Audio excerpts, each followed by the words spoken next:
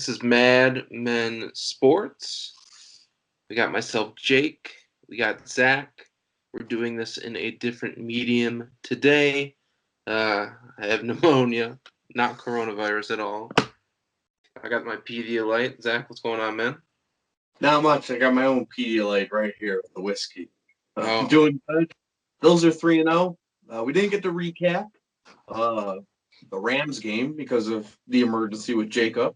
But that's okay. We're on to the big Vegas. We're going to Vegas. Jake and I have been to Vegas. That was a fun time. Yeah, that was a good time. Viva Las Vegas, except for this week. Yeah, not this week. So let's get into it. I think the biggest pressing issue for the Las Vegas. We just got done talking about it. It's the pneumonia, I promise. The injuries. There are a lot of injuries for the Las Vegas Raiders. Zach, do you want to talk about them at all? Absolutely. Before we get into the injuries, we're giving away this ball still. Last week, a little of a wacky score. It was close. We had a couple close ones, that's for sure. We had some ones that were like, man, if the Bills don't win this game, we're giving this ball away. But we had that 15 seconds left touchdown. Still, the ball stands. It's up for grabs. The marker's still in there, signed by someone we refuse to let you know until we send it to you. Free shipping. Guess the score correctly in the comments. We will send it out to you. Free shipping, no strings attached. You get the score right in the comments, we send it to you. That seems pretty simple, right, Jacob? Yeah, you can't get any better than that. A free signed autograph football. Mystery, that is. Mystery football, which is almost half the excitement at this rate. Exactly. So let's talk about those injuries. I think the biggest thing we're really looking at is those two rookie wide receivers in Henry Ruggs, who's supposed to be a long shot to play, and Brian Edwards. What's going on with those guys, Zach? I'd probably say that they're both probably long shots to play at this rate, which is really fascinating because when the schedule comes out, you circle this game as, man, they really loaded up. They got Ruggs, they got Edwards, they have Waller still healthy. They have Josh Jacobs, who we all know he's a 3-down meat and potatoes back. You go to him whenever you get a chance to. They give it to him about, I'm not exaggerating when I say this, like 33 times a game. He is their bell cow. He is their offense. The Las Vegas Raiders run through everything that Josh Jacobs does. He is their offense. Derek Carr, he's been accurate this year. He hasn't been asked to do a lot. Does a lot of the checkdowns. Last week, in their last game, I believe it was the Patriots. It is the Patriots. I was just double-checking myself there. They double-teamed the check down because he goes to the check down so frequently that I would be surprised if I don't see Milano double-teaming or just one-on-one because he's so good at coverage. Josh Jacobs this week. This is a very hurt Raiders team. I don't know why they're hurt. It's the city of luck. They must be running out of it at the moment. But the Raiders have not been lucky going into this season. We're in week 4, going into week 4. They have all the distractions of Vegas. You guys obviously heard the stories this week of, they're at a charity event, Waller, Renfro, Carr. I believe there's a couple others, but those are the big 3, of course. Those are your big 3 of the Miami Heat. Those are their offensive ballers right there. They were at a charity event. They weren't wearing masks. No matter how you feel about it, the media feels a certain way about it. So what they are doing is really hammering home the questions about that this week. It's a very, very frustrating topic for them because they feel like it's overblown. Regardless of how that shakes out, the Buffalo Bills are really relishing the fact that all the media attention is really not on the football game right now. The Raiders are definitely in the melting pot of the thick of things of Las Vegas right now. Not looking too hot right now. Injuries, off the field problems, and the Bills are sitting here 3-0 ready to walk right into the new stadium, beat up that Roomba, and walk out with a win. Very exciting stuff, if you ask me. And it's interesting to note, Marcus Mariota is also on IR. So in the event Derek Carr gets injured, Nathan Peterman, the infamous 1,000 interceptions in a half. So would I love to see him make an appearance against the Buffalo Bills? Obviously. But do you know who we also are going to be seeing? Zay Jones. With the 2 injuries to Brian Edwards and Henry Ruggs, we're going to be seeing a healthy dose of Zay Jones, which You hate him, you love him. I was always on the bandwagon. I obviously knew he had some issues with drops, but it'll be nice to see Jay Jones. I don't think his dad will be making much of an appearance. He's had some issues in Buffalo, but what are you gonna No, do? no, and you know what? These are two quarterbacks, since we're talking about, the Zay Jones dynamic right now, who are definitely in different places of their career. Derek Carr had his sling 'em, shoot 'em out, gun out games in the beginning of his career, and he's lost. He was never a very prolific passer. He was never really going to get you those consistent 400-yard games. These are both Fresno area quarterbacks. They went to, the same camps when they were younger. Obviously, there's a little bit of an age gap, as we mentioned. But Josh Allen was always thought out as an afterthought. Fresno State, that's where Derek Carr played quarterback at. I always got to say Derek Carr slow because I always remember David Carr, his older brother that was drafted by the Houston Texans back in the day. And I believe it was 2002, but I don't want to get into the dates. But I mean, I just think of the fact that Fresno State passed over Josh Allen so many times. You got to think that with California looking at this game, Fresno State area watching this because of the Derek Carr connection, the area of having the two quarterbacks there. Zay Jones, man, he picked his poison with this one. Fresno State also picked their poison. This is a chip on your shoulder game for Josh Allen. You got to wonder when the regression is going to happen because there's no way that this quarterback that we saw struggle for 2 seasons to get even like 200 yards in some scenarios is going to continue this 300 plus 400, but he hasn't slowed down. I can't imagine against this defense. I know that I'm going to butcher his name. It's Arnett for the cornerback position for the Raiders. He's out. He's probably out. He ran into the Booger Mobile last week on Monday Night Football. He's out for the week. It's looking like, I don't want to get too definitive there, but the Bills are going to really attack this team, and I think they're going to want to get on them early, and I think they're going to want to make statements because they had such a struggling week last week. Even though they got the win, there's a lot of like, whoa, this team really let up this 25-point lead. Can they hold a lead when they get it? I think the Bills are coming in here with a chip on their shoulder. We're going to see the best of our Josh Allen this week. I'm excited.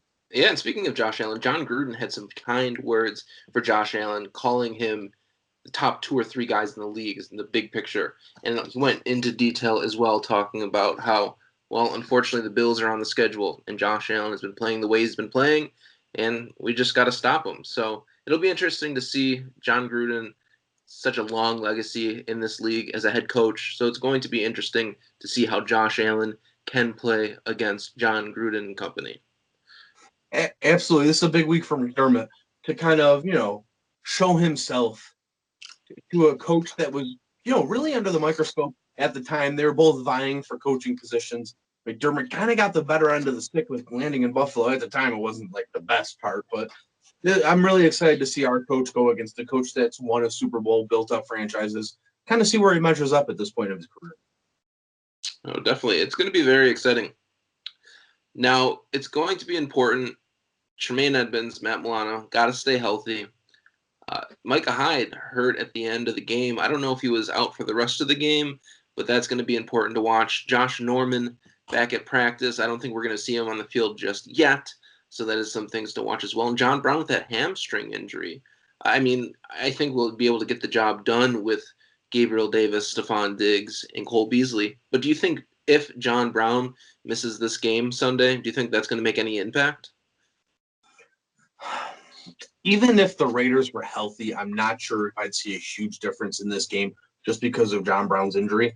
We look at last week, he didn't play. I mean, he was a non-factor last week in the Rams game. And it's a shame because he's probably my favorite all-around player on the roster since day one.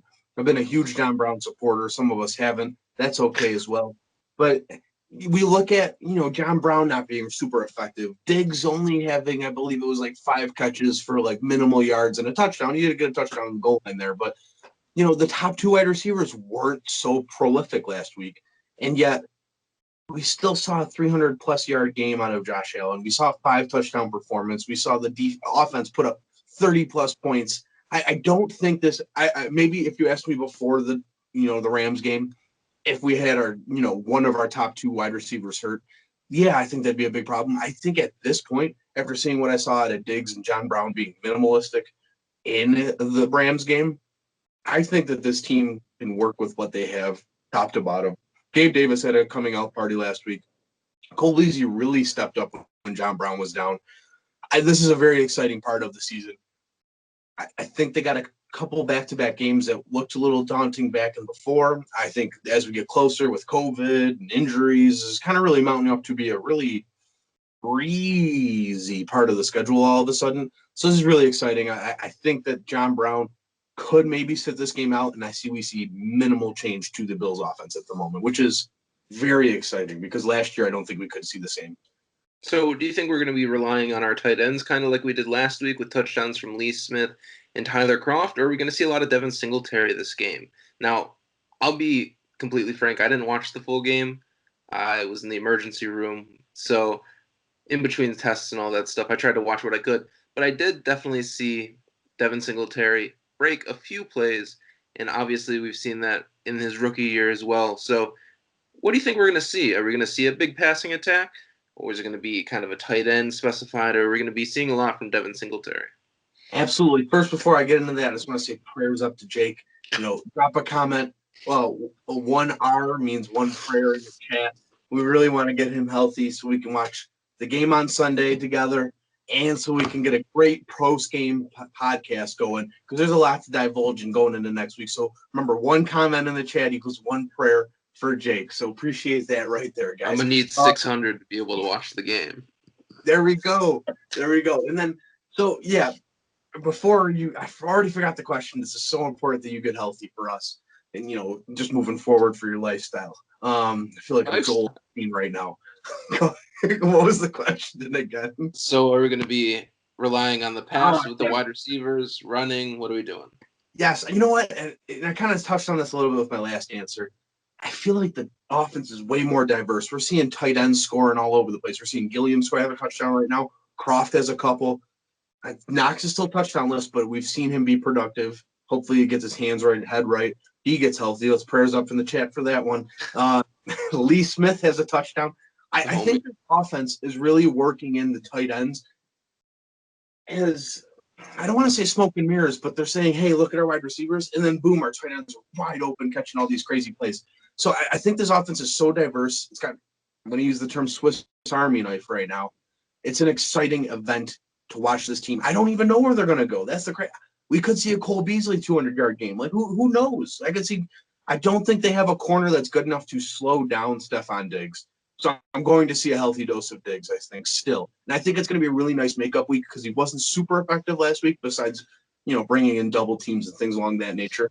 I do think that we see Zach Moss and Devin Singletary in a tandem role. I definitely think that Devin Singletary has separated himself as a much better back, as we've kind of talked about the last couple of weeks, which isn't surprising. Listen, Zach Moss, no preseason, kind of thrown right up into the mesh of everything with, COVID happening and shortening preseason, offseason, all of that.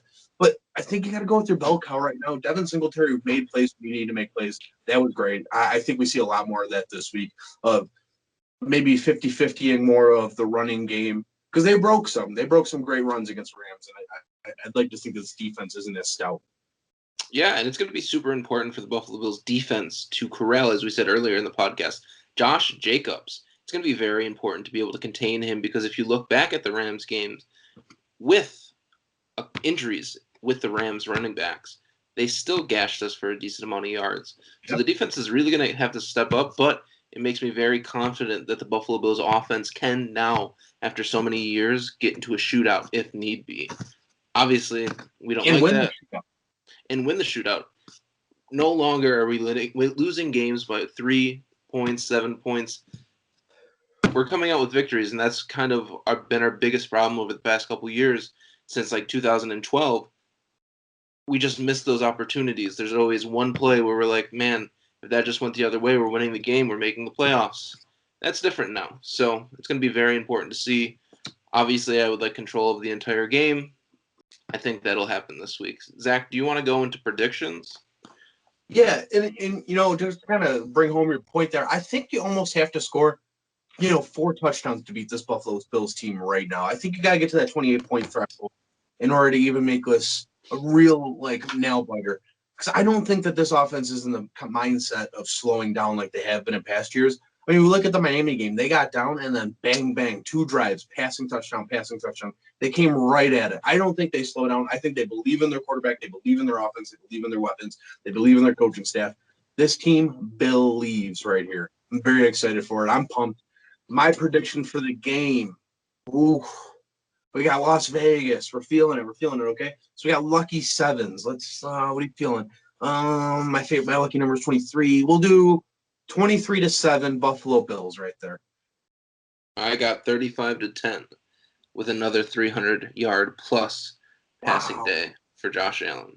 It's one thing to predict 1 in week 1. It's another thing to want 2 in week 2. You get lucky with 3. You're going 4 straight games. He's right now averaging 346 yards per game. It's not like it's 1 game. This is 3 weeks now. We're going into week 4. If I could see that, I don't know what more the doubters and the haters need out of Josh Allen if he does that right now. Dude, I keep asking for 300-plus yard games, and he keeps giving it to me. So I'm going to keep asking. Hey, have you ever seen Santa Claus and Josh Allen in the same room? No, I have not. And neither have I. Make sure to drop your score prediction, like, subscribe. Remember, prayers in the chat for Jake. We want to get him healthy. Recap of last week, he is standing up in the wedding. We did get enough comments for that. Thank you very much. Appreciate you guys. Hope you have a great rest of your week. We'll see you Sunday night. Right, Jake? Yes, I apologize for the format of this one. I don't know how the hell it's going to look, but we wanted to give you content, and I'm doing the best I can here. So, yes, follow Madman Sports. Give us a like, subscribe, whatever. Zach, thank you. All right, good night. Take care. Peace.